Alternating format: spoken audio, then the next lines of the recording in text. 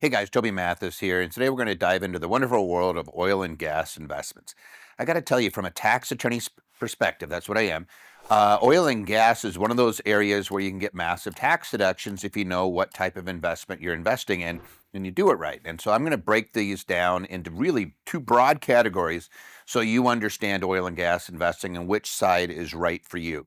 So I'm going to kind of go over 10,000 foot view. Let's just say you have land, you're a landowner, you own it and you know that there's mineral rights underneath it, oil, gas, whatever.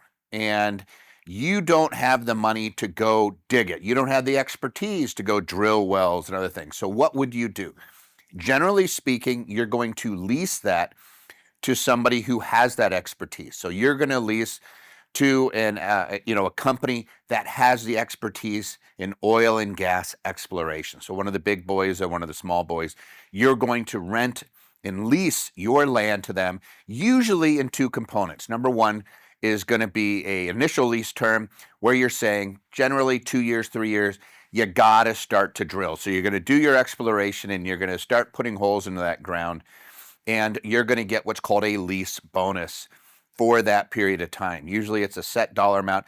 And this is really important because if you're investing in oil and gas, you got to understand what type of income is coming at you. It's going to be ordinary income for that lease bonus. And that's usually giving them an initial term. And then there's a secondary term, which is generally for long as the oil or gas is being produced. So there's a production lease that says, pay me a percentage of whatever's being generated, which is called a royalty, and I want you to pay me for as long as it creates. So these things can go on for decades. But what's really important is you understand that these are leases. You are not digging. You are not drilling. You are not doing the excavation. You are not doing all that fun stuff, that where the real tax benefits lie.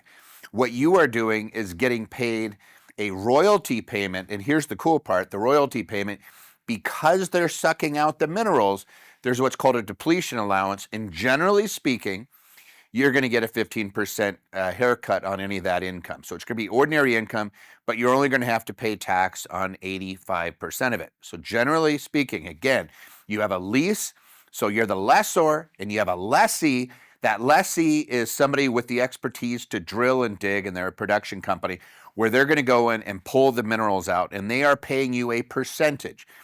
Because it's a big unknown when you first start off, it's not uncommon to have what's called a lease bonus for that initial term and then have a secondary term once it starts producing. And so you're actually going to have two leases, so to speak. You're going to have a primary and a secondary. But that's getting we don't need to get into the weeds that deep. All you have to know as an investor is, am I investing as the lessor? And by the way, it could be that you own a deed to the land or that you are leasing it and you have the rights to sublet and create production. It all depends on what you are legally doing. But at the end of the day, it's ordinary income. What type of expenses can you take? Well, if you're the landowner, you probably get to write off the insurance and taxes. That's about it. You don't have anything to depreciate. You have a depletion allowance, which is giving you that 15% haircut on the income that it's producing, but it's still ordinary income. It's either going to be the lease bonus is ordinary, or the when you're getting paid the royalty, that's treated as ordinary income. So that's category number one. I am leasing that off, and you really got to understand, is that what you are investing in when you go into an oil or gas investment? Option number two, this is where the tax benefits really lie, is when you have a working interest. You are the party that is going in and doing the drilling. So you're part of a partnership or an investment where you bear that risk. You're going to go in and drill wells. You're going to produce the income. And this is where it's really, really important. Those expenses that are created are called working interests, and they are ordinary, non-passive expenses that go onto your Schedule C of your 1040, which means I get to write them off. I am going to get a deduction that is going to offset my other income. And those are not small, by the way. When you're doing the development and drilling, you're generally speaking going to be in the 70 to 75%, sometimes as high as 80% of your investment is going to come back to you as a deduction. So you're going to get a pretty sizable deduction in year one. Let me map this out again.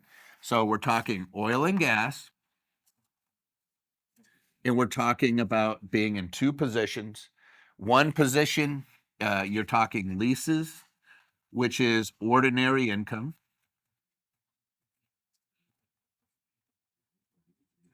If you're wondering what ordinary income is, it's taxed at your ordinary rate, which is 0 to 37% federal for us regular human beings out there, right? So if you're investing in this, what type of income are you going to get? You're going to get income, ordinary income, but you're only going to have to pay tax on 85%. So that's not too bad. You're getting a depletion allowance, which is giving it a haircut. That's generally termed a royalty. Number two is you have that thing called the working interest. You want the tax deduction. You want that working interest. It's going to be an ordinary loss that is going to offset your W-2 income or your other income from your other investments, but it's generally going to kick you down a 70 to 75% deduction. So if I invest $100,000, I could be doing that towards the end of the year, so long as they start the actual drilling within 90 days of the end of the year, you would get it for the year that you made the investment. So if I am investing, I'm just going to say plain vanilla, I make $100,000 investment in oil and gas. I could see a $70,000 to $75,000 ordinary tax deduction. So I'm already making money simply because that investment is going to create a massive tax deduction for me on a big chunk of that money. So there's tax benefits there. This is where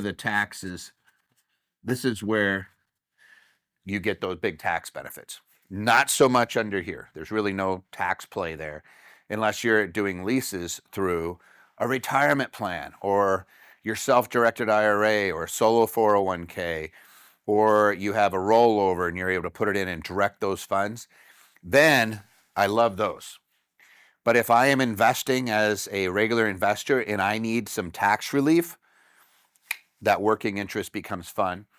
When it starts to produce, you're still getting a royalty. You're still at that 85% because you have your depletion. So you still get your 85% and it's still ordinary income. But what makes this so unique is that initial tax deduction. Again, I put in $100,000. I'm looking at a $70,000 tax deduction. If I'm in the highest bracket, just think about that. That's whatever that. That's 20-something thousand dollars of tax relief in that first year. That's what my tax savings would be if I make that investment.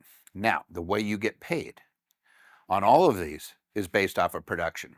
So is there risk in digging holes, looking for minerals, and wondering, oh, what if I get a dry well? Yes, there's absolutely risk. That's why you get that huge deduction. It's speculative.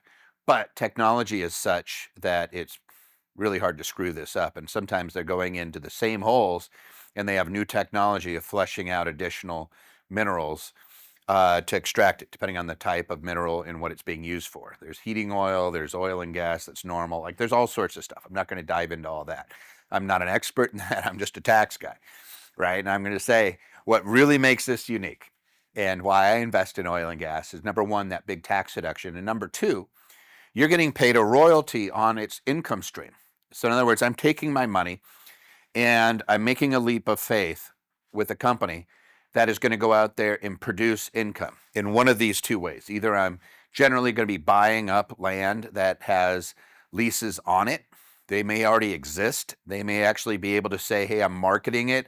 I'm selling the land at a increase in value now because it has existing leases. And maybe they've already been producing. Like I could go buy things that have income streams, and hey, maybe I have a projection that it's going to produce for 12 more years, 15 more years, 20 years, 25 years. And what I'm really doing is I'm taking dollars and I'm converting it into an income stream. And then I'm going to calculate a return. Generally speaking, 7 to 10% is not unheard of, right? So I am taking my money. I am not liquid, generally speaking, when I go into these types of investments, I am locking my money away. It might be that it's going to take me 5 to 7 years to get my money back, and then I'm going to have 10 more years of payment. And what it's doing is it's producing income every year. So let's say that I invest in year one, and their oil, like they're digging, they're looking around. Maybe that first year I get nothing. And then the second year, my $100,000 produces 10,000 bucks. Third year, 10,000. Fourth, all these years it starts kicking me down. It's going to take me a while to get my money back, right? Under those cases, it would take me 10 years, right? 11 year. In year 11, I'm made whole. I get all my money back, and then I have 10 more years of $10,000 or whatever. It's always going to vary, but that's your risk, but that's why they give you that big reward. That really is oil and gas in a nutshell. I don't want to make it any more complicated than that, because people are always looking and saying, what's a good deal? What's a good deal? And it's really, really tough for me. I'm looking at it going, what would I do? I would look at history, and I would look and say, has that company been producing and paying back its people for a long enough period of time that I'm comfortable that when I give that investment, not only am I going to receive my money back, but that I'm going to make a decent return. And there are companies out there that have been doing that are generational, like the third generation. When I invested, and I'm always like, so I know here's pretty much what's going to happen. How do I know? Because they've been digging and working on the same land, and they're just adding wells, and they're just kind of scaling over time. Then there are the bigger exploration companies, and they have it really dialed in, and that, hey, they're going to dig 10 wells, and probably 2 or 3 of them aren't going to produce anything, and the rest of them are going to do all right. And you could say law of averages. Hey, I'm spreading out my risk, and you're in with a big pool of other investors, so you're spreading out that risk. Yeah, you have to decide what works for you, and you're taking that risk. Bigger risk, great tax reward. Less risk, less tax reward, right? That's not going to sit there and do much from your taxes unless, again, you're doing this, the leases, through some sort of tax vehicle that you're already getting the deduction, like an IRA, self-directed IRA, Roth IRA, 401k, solo 401k, Roth 401k, any of those vehicles, great. Otherwise, that working interest is hard to beat from a tax standpoint if you're using it to get some tax benefit. Hey, if you guys like this type of information, please like and share, and give me your comments as to which one you would prefer, which one you like better, investing in those leases or investing in the working interest.